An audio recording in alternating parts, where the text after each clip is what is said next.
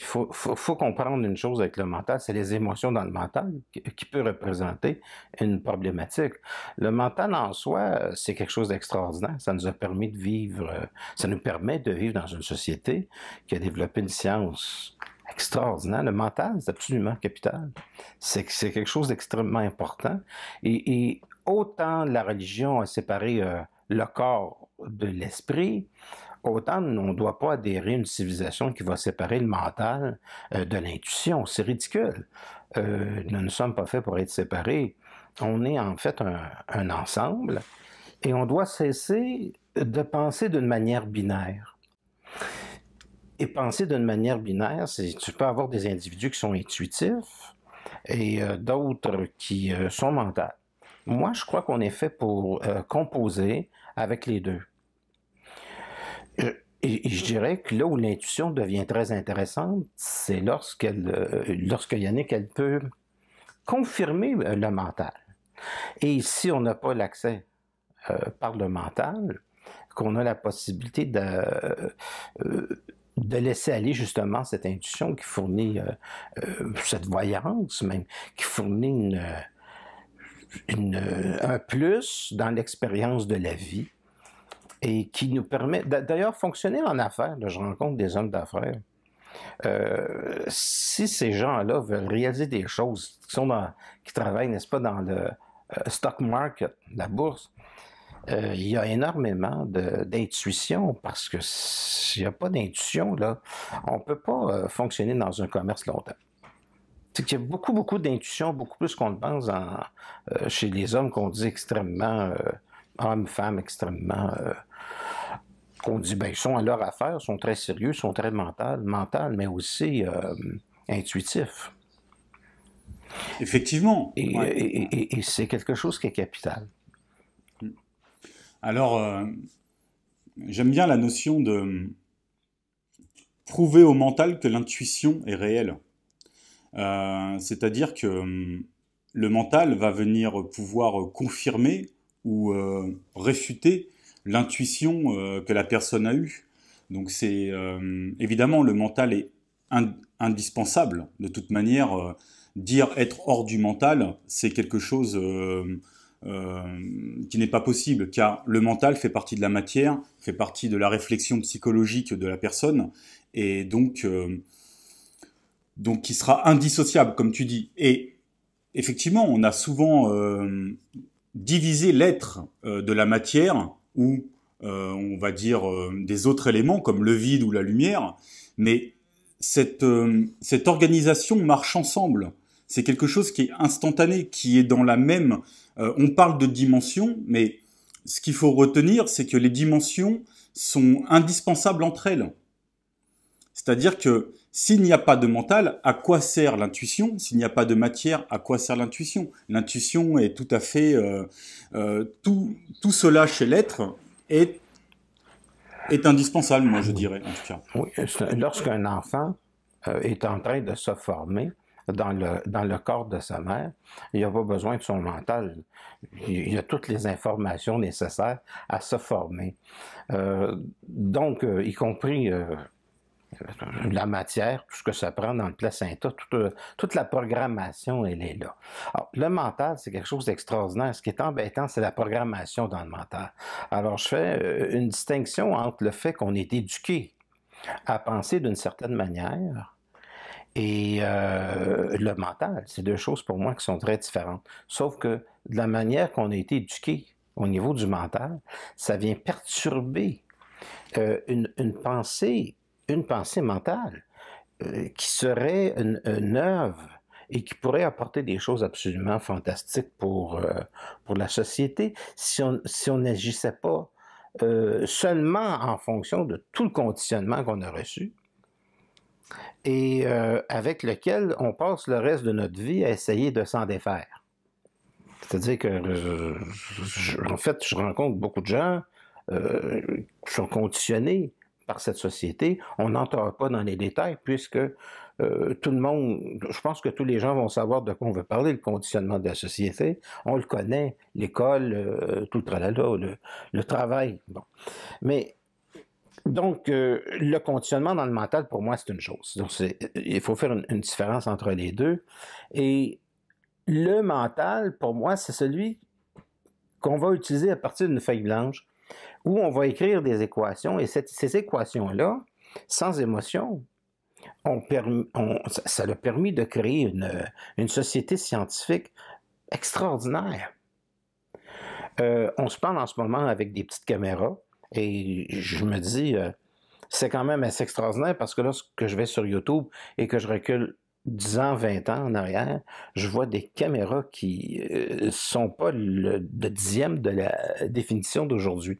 Alors, on a évolué, on a avancé, on a fait des trucs absolument extraordinaires, ça va vite. Est-ce que ça va dans la bonne direction? Je suis pas certain. Mais ça avance.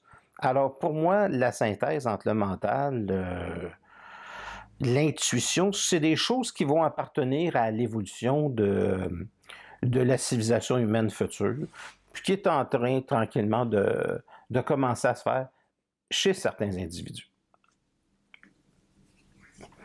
Je ne sais pas comment est-ce que toi tu le perçois. Je le perçois que le conditionnement, effectivement, met de la coloration dans l'interprétation des personnes, que tant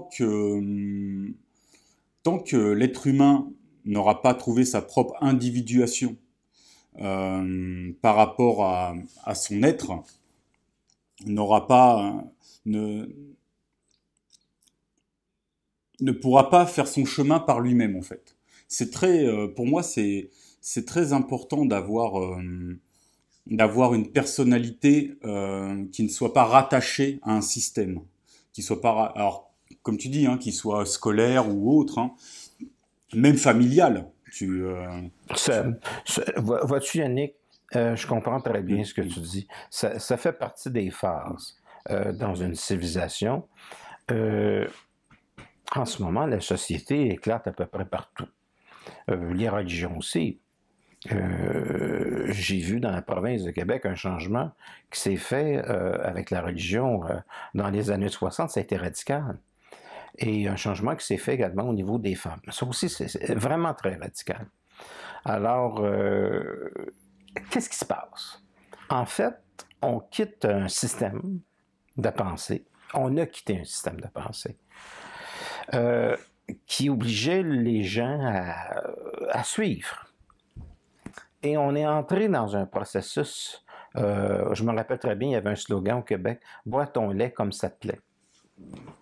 Alors, là c'est rendu un peu, après le processus d'individualisation, c'est qu'on est entré également dans une société qui est totalement égocentrique. C'est-à-dire, non seulement je bois mon lait comme ça me plaît, mais je vais t'arroser avec aussi si tu veux. alors, je dis, là, c'est rendu trop, là, d'un côté, on a juste à regarder les gens de la manière qui conduisent leur voiture, c'est rendu autre chose. Alors, mais c'est un processus pour moi qui est nécessaire, c'est-à-dire que c'est un processus qui permet à l'être humain de devenir intelligent, mais c'est un processus qui prend du temps. Et quand je dis du temps, je parle en termes, il y a des gens qui ne seront peut-être pas d'accord avec ça, mais moi je parle en termes de centaines d'années. Ce n'est pas des processus qui sont rapides. Je serais très étonné, je ne serais pas là pour le voir, mais je serais comme très étonné que dans 50 ans, ce soit réglé. Ça, moi, je crois pas que que la civilisation est quelque chose dans le processus d'individualisation, où l'individu se retire en lui, pour communiquer avec sa propre divinité, c'est de ça dont il est question ici. Et à partir de cette force intérieure où il est capable de comprendre la parapsychologie, de comprendre le pouvoir de l'inconscient, de faire passer l'inconscient à la conscience et d'agir sur l'environnement matériel, au-delà de l'espace et du temps, on entre à ce moment-là dans une autre civilisation. Et ça, c'est l'enjeu. En fait, l'enjeu, autant on le retrouvait chez Jung, autant je vais retrouver ça chez Bertrand Meyers, qui a écrit justement sur la voyance, sur des mécanismes de la mémoire et de la voyance, qui et d'ailleurs Meyers, tout comme Jung, parce qu'il y a une dimension jungienne dans tout ça, je m'intéresse beaucoup à Jung. Sans Jung, j'aurais peut-être pas eu en fait, Jung a confirmé mon intuition, et Jung avait une intuition qui est extraordinaire. Puis pour moi, ça m'a permis d'expérimenter. Puis il y a eu des gens qui sont venus après Jung, et finalement, je suis un peu allé à l'école de tous ces gens-là. Et c'était de confirmer cette chose-là, c'est-à-dire la possibilité que l'être humain a en lui pas le pouvoir de faire bouger un petit quelque chose là, sur une table, un euro, là, une cuillère et une fourchette, mais que l'homme a la possibilité, l'être humain, de faire bouger l'espace et le temps autour de lui et les événements de sa vie. On parle ici d'une autre civilisation, et c'est ce que j'enseigne. Sauf que c'est un processus qui se fait individuellement. Ce n'est pas un processus qui se fait collectivement. Pourquoi? Parce qu'on n'évolue pas tous de la même vitesse, de la même manière. Il y a des gens qui viennent au monde, sont jeunes, ça les intéresse pas, ces choses-là. Puis je trouve ça correct. Ils ne sont pas intéressés, eux autres, par la parapsychologie. Moi, j'ai été intéressé. Ça les emmerdait un peu parce que les autres ne savaient pas pourquoi je m'intéressais aux ovnis, les objets volants non identifiés, pourquoi je m'intéressais à tout ce qui était paranormal. Ça ne les intéressait pas, ça. Eux autres, ils aimaient les jouer avec un ballon et c'était très bien. Moi, je regardais l'univers avec un télescope. C'est pas parce que c'était plus nécessairement conscient. C'est parce que ça m'intéressait, c'est tout. J'avais ça dans ma génétique de dire, je veux savoir pourquoi je suis sur Terre. C'est des questions que, normalement, qu'on ne se pose pas quand on a 10 ans, 11 ans, 12 ans, 13 ans. Puis pour moi, c'était important de savoir d'où je venais, qui je suis. Puis là, mon processus d'individualisation, il avait déjà commencé avant ça. Donc, c'était un processus. C'est sûr que les gens peuvent pas trop comprendre, mais je ne vais pas trop... On le sait, ça, que les gens ne comprennent pas. Plus tu es toi-même, plus le monde va te sembler abstrait. Et plus le monde est abstrait, moins plus en fait tu es adapté au monde, plus le monde n'a pas cette abstraction-là. Quand tu es parfaitement adapté au monde, c'est pas abstrait. Mais quand tu es adapté à toi, à ton processus d'individualisation, c'est sûr qu'il y a une phase où les gens vont te sembler extrêmement abstraits, puis c'est correct. Ça fait partie du processus. Il y a des gens qui le font à 40 ans, qui font une dépression nerveuse, qui ont un choc émotionnel et qui vont briser la mécanicité du mental. Et je me dis, bon, ben, eux autres, c'est leur manière d'adhérer à ça. C'est venu par un choc. Moi, c'est venu par une interrogation. C'était déjà dans ma génétique. Je ne vois pas tellement... moi, je suis pas fort pour dire, voilà, c'est ça. Moi, je suis toujours en train de chercher. Je suis toujours en train d'essayer de comprendre. Puis quand j'ai compris une chose, je la remets en question. Pour être vraiment, vraiment certain que c'est quelque chose qui est vraiment de vérité. Et je la remets en question. Moi, je suis continuellement en train de me questionner encore aujourd'hui. Parce que ce que je sais, je le sais. J'en possède la certitude. Mais vraiment certain,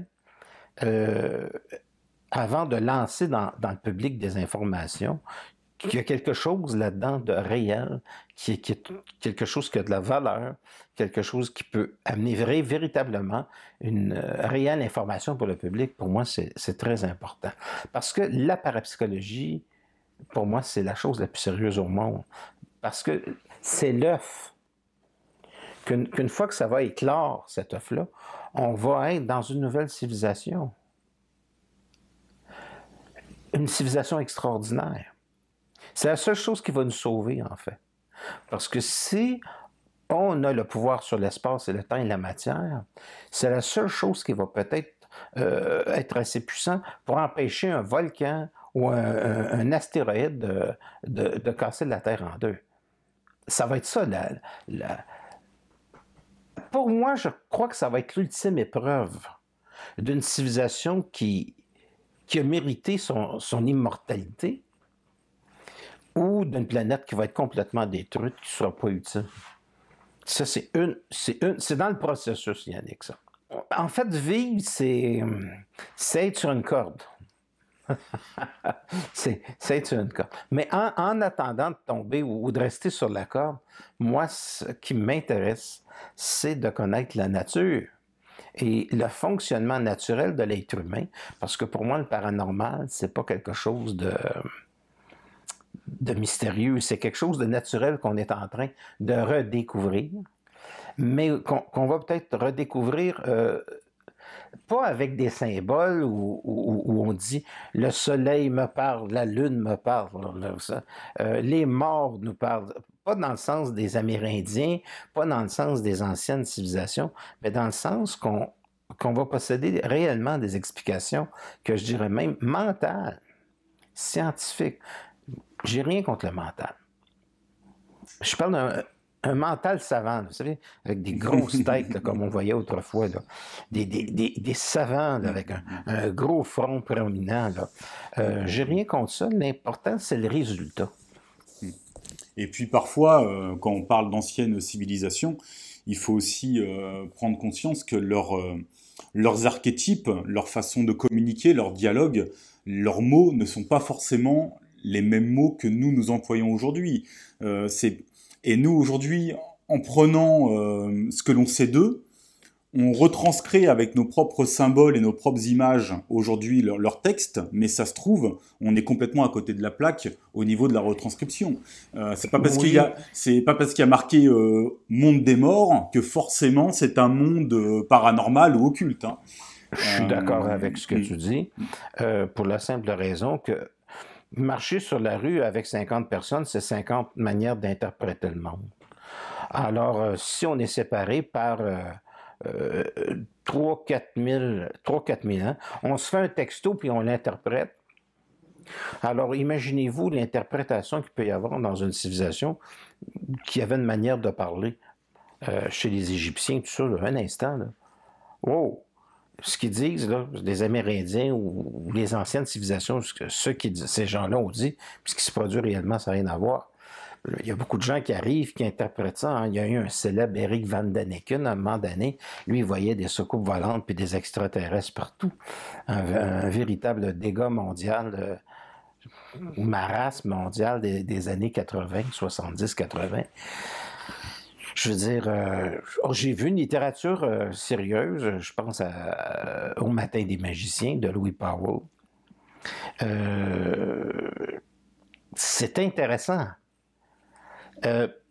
Mais ce qu'il y a de plus extraordinaire, c'est une expérience. Et c'est une expérience avec le paranormal. Donc, premièrement, avec le normal, on va commencer par le normal. Suis-je bien dans ma tête? Vous savez, il faut se poser la question par rapport à soi. Suis-je bien avec moi-même? C'est déjà pas si facile que ça.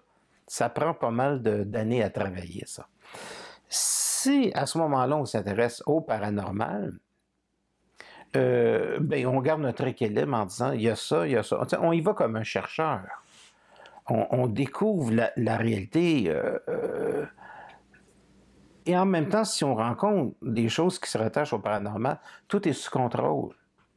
Comparativement à la magie ou à certaines forces de l'inconscient qui peuvent se manifester hors contrôle. Je parle d'un paranormal qui est dirigé réellement par quelqu'un qui dit c'est sous contrôle, ça va par là, ça va par là. Quelqu'un qui est capable de vivre de la synchronicité, par exemple, sans capoter. Moi, j'avais un ami qui me disait, il y a à peu près de ça une trentaine d'années, il me disait que je m'intéressais à des trucs un peu étranges concernant le paranormal. Et un jour, il s'est mis à faire des rêves prémonitoires. Puis en a fait, une nuit, dit à la suite de l'autre, à la suite de l'autre, à la suite de l'autre. Et il dit, je commence à comprendre. Qu'est-ce que tu voulais dire? Parce que lui, c'était pas des secondes, là, il voyait là, des flashs qui pouvaient durer jusqu'à 15-20 secondes le lendemain. Alors, en ce qui concerne le paranormal, je ne suis pas là pour dire aux gens ça existe. On le sait que ça existe le paranormal, mais les gens vont le vivre dans leur temps. Ils vont le vivre. Les gens s'éveillent à leur rythme, pas à leur rythme de nous de ce qu'on veut. Là. Les gens, ils s'éveillent à leur rythme. Et si on fait affaire avec des civilisations qui sont des millions d'années en avance sur nous, qu'on ait des antennes, il faut être capable de prendre cette énergie-là et la canaliser. Ça, c'est une hypothèse. Si on fait affaire avec des plans parallèles où il y a des entités qui communiquent avec nous, ça, c'est une autre hypothèse.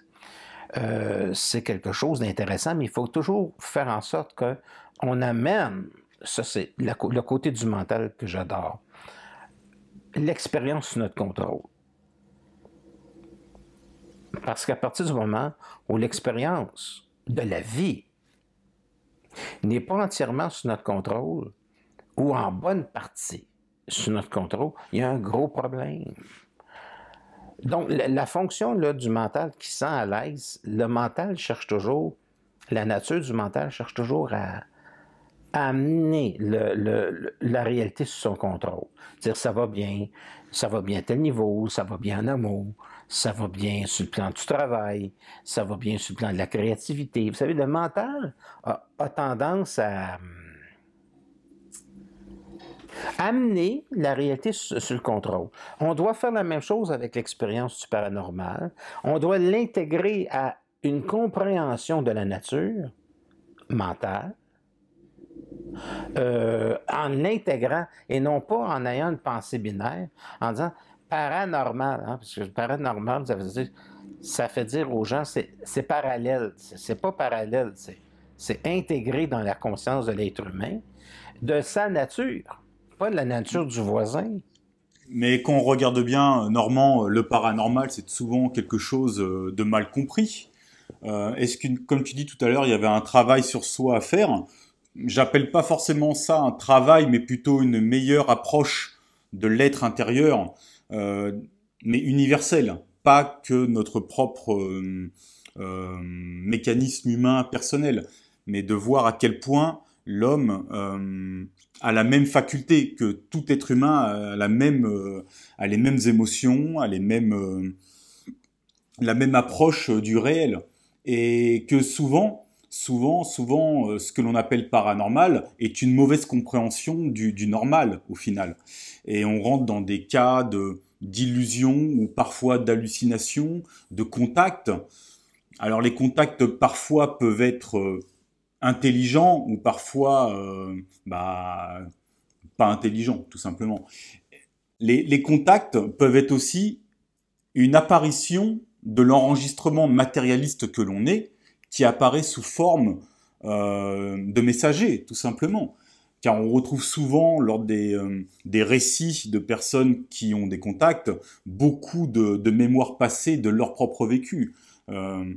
Et ça, c'est peut-être une façon aussi de pouvoir s'observer, de pouvoir comprendre pourquoi tel ou tel message vient à nous.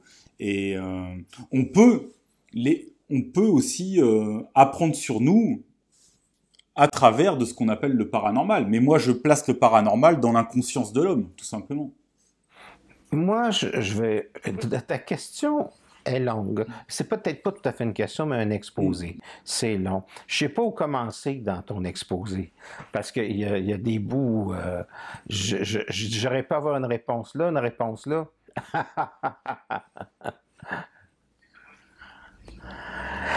Est-ce qu'on peut venir fou? Je le résume. Est-ce qu'on peut venir fou avec du paranormal? Il faut déjà être fou avant. Non, ben, je veux dire, pour moi, on va enlever le mot paranormal. Pour moi, c'est du normal. Oui, complètement. Mais exactement. Pour moi, c'est du normal ignoré. Oui. Et à partir du moment où l'individu fait l'expérience de la nature, à la nature, mais à un niveau qui est inhabituel. T'sais, par exemple, tu es chez toi, puis tu t'en vas, puis tu as placé un pot là, bon, sur la table, un pot de fleurs. Puis tu arrives, puis il n'y a personne qui est allé dans ta maison, puis il s'est déplacé. T'sais. Bon. D'abord, premièrement, ce n'est pas un phénomène extrêmement intéressant parce que c'est plus intéressant de gagner à la loterie. Tu sais, comme tant qu'à faire du paranormal, au moins améliorer sa qualité de vie. Moi, les gens me disaient, c'est quoi la fonction? La fonction utile du paranormal, c'est d'améliorer la qualité de vie. Autrement dit, c'est une intelligence avec un plus. C'est une connaissance de la nature et du monde avec un plus qui a un but. Et le but de ça, et je le dis le mot, là, il va sortir le mot, là, c'est d'avoir du pouvoir sur l'espace, le temps et la réalité. Parce qu'on a une meilleure compréhension. Quelqu'un qui étudie la loi, les lois, d'accord, le juridique, il a du pouvoir. Je veux dire, il l'a étudié dans un domaine où ça lui permet d'accéder à des connaissances que le commun des mortels au niveau juridique que moi, j'ai pas, là. Bon, alors chacun son domaine. Un plombier qui rentre dans votre cuisine pendant que vous êtes en train de vous noyer, il y a beaucoup de pouvoir. Comprenez-vous, il rentre puis il est capable de réparer les tuyaux, tout ça. Bon, mais pour moi, le paranormal, c'est un pouvoir de la connaissance. Mais c'est un pouvoir de la connaissance et du savoir qui, dans son expérience, doit apporter un outillage qui permet à un individu de faciliter sa vie. En dehors de ça, le paranormal, ça n'a aucune utilité.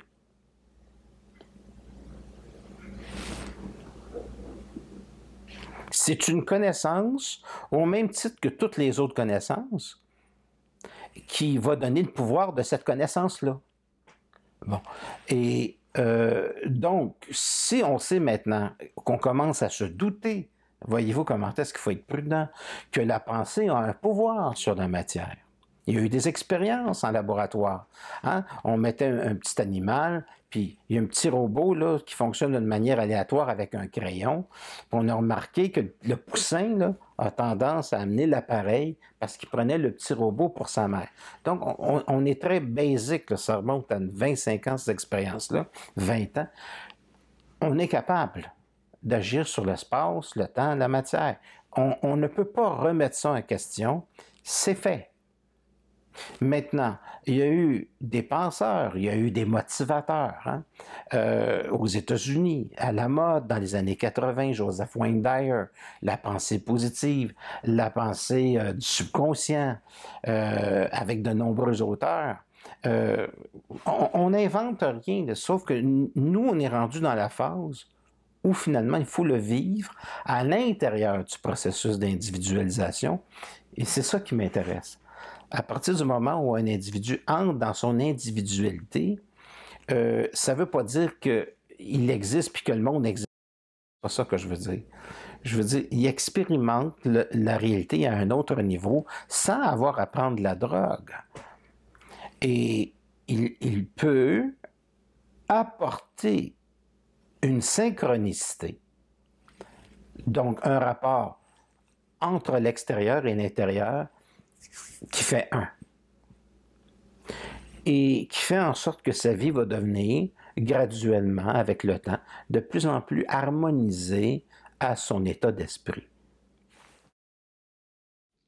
Exactement. Car une personne qui va être en recherche d'un besoin, c'est toujours issu d'un manque.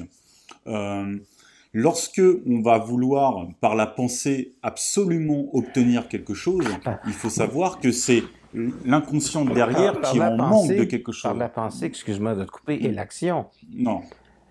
Oui, c'est l'acte. L'action est l'acte de la pensée. C'est la continuité de la pensée. Oui. Moi, je vois ça. Faut pas juste dire, je vais juste y penser. C'est une question d'action. Oui, oui. L'âme agit, hein, c'est-à-dire l'âme agit.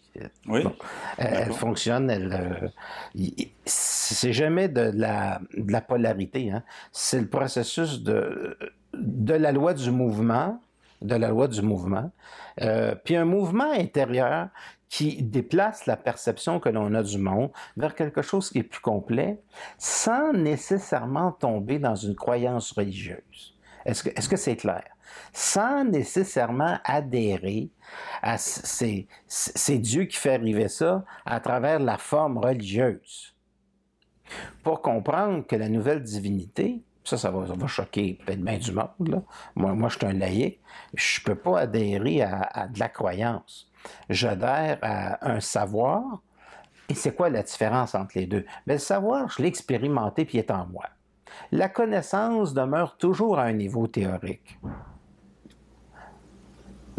Alors, la théorie est très intéressante, mais je viendrai pas fou pour une théorie, parce que pour moi, une théorie, c'est toujours un objet d'étude, et ce n'est pas parce qu'il y a des millions de personnes à travers le monde qui adhèrent à une manière de penser que cette manière de penser-là me convient, c'est tout.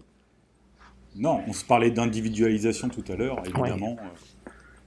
Oui. On sort justement de toutes les croyances. Nous autres, au Québec, là, on était aliénés complètement pendant 500 ans avec des croyances religieuses abominables. Et je veux dire, c'est pas pour entrer dans autre chose. C'est pour s'en libérer. Alors, le premier mouvement de cette civilisation-là, ça sort de devenir complètement laïque. Je sais que je touche un point un peu sensible, mais à un moment donné, il faut appeler un chat, un chien, un chien, puis un canard. Alors, c'est pas dans la croyance que j'ai vu des gens devenir intelligents, c'est dans le savoir, c'est dans l'expérience. Et dans ce sens-là, ce qu'on retrouve toujours en arrière du paranormal, c'est des religions. Quelles étaient les caractéristiques du Christ? C'est un gars qui faisait des miracles. Et on a eu des saints ici au Québec, le frère André qui était un thaumaturge. Et c'était quoi sa faculté? Puis il avait la faculté de guérir les gens. Puis ça a été prouvé scientifiquement. Ah, la personne avait des os cassés, puis quand le type lâchait les béquilles, on ne peut plus parler d'un effet placebo. Je veux dire, tout était réparé dans le corps. Tout était réparé dans le corps, vérifié par des universités différentes, dans des laboratoires différents. C'est ça qui est l'enjeu ici. C'est ça qui est l'enjeu ici. Je ne dis pas dans le paranormal que l'expérience est répétable à volonté. Ce ne l'est pas répétable à volonté. Mais pourquoi ça s'est fait, ne serait-ce qu'une seule fois? Et ne serait-ce qu'une seule fois, c'est énorme, parce que ça veut dire que ça peut se faire.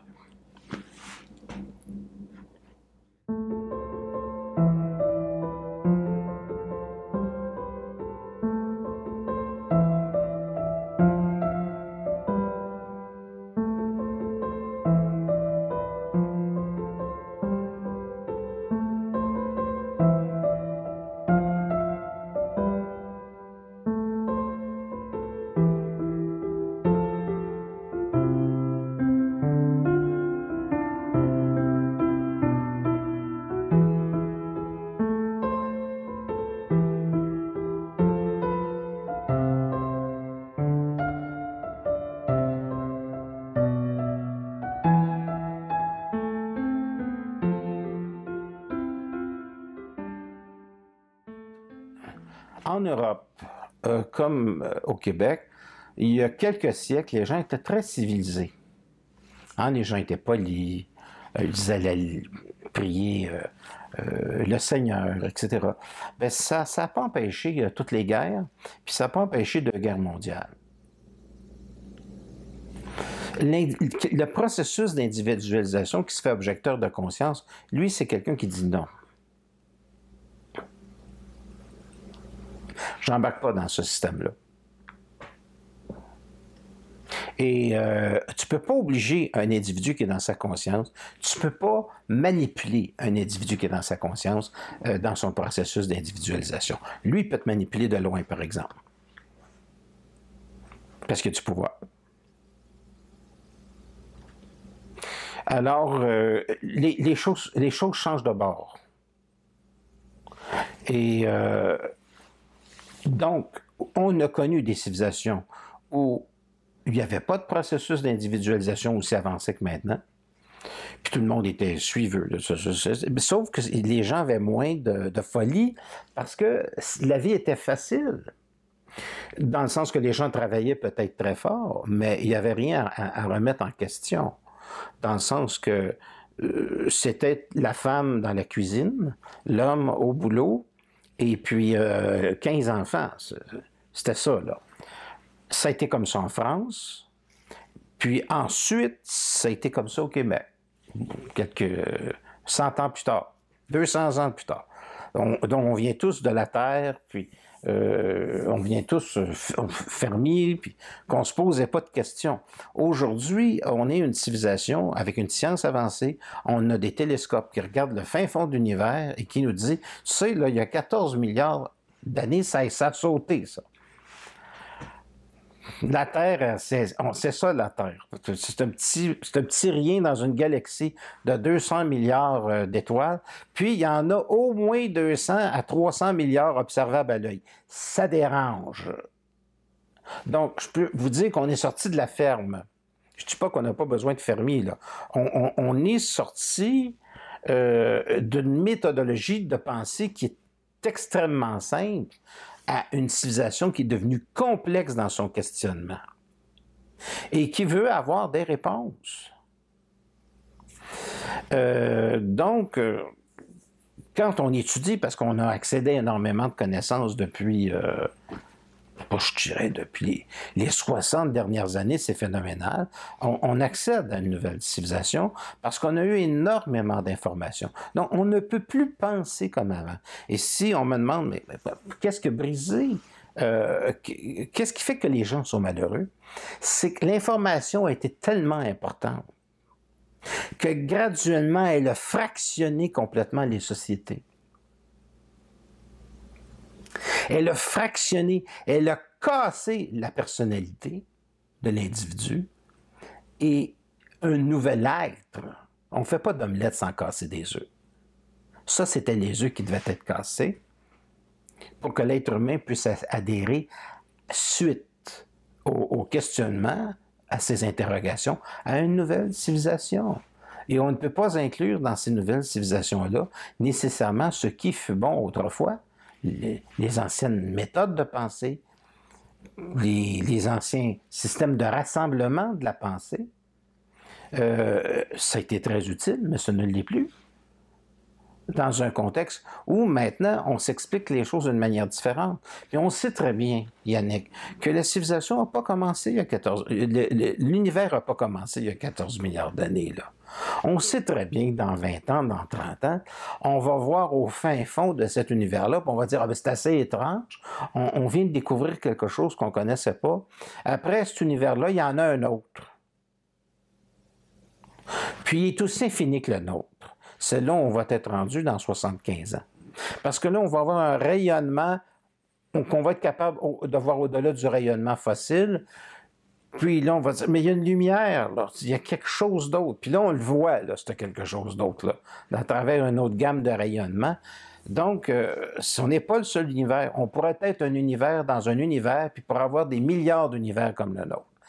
Donc, il faut comprendre que ça, ces interrogations-là, quand on les subit, quand on les entend, quand on fait une recherche et qu'on les voit, on ne peut plus jamais penser comme avant. Alors, qu'est-ce qui fait que les gens sont fracassés, perdus? Bien, c'est qu'ils adhèrent à énormément d'informations.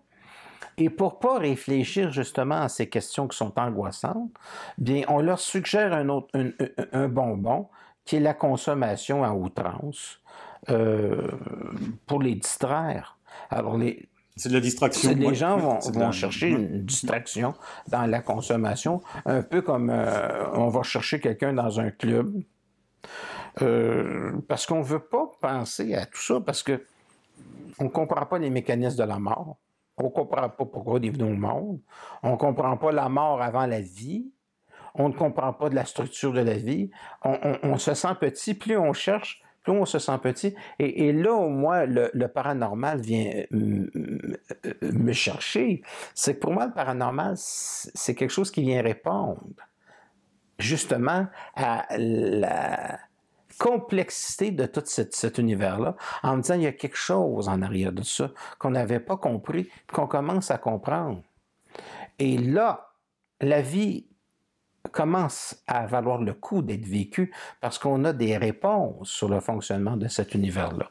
Et dans ce sens-là, c'est intéressant parce que si on n'a pas les réponses au niveau du mental, on peut au moins en avoir l'intuition.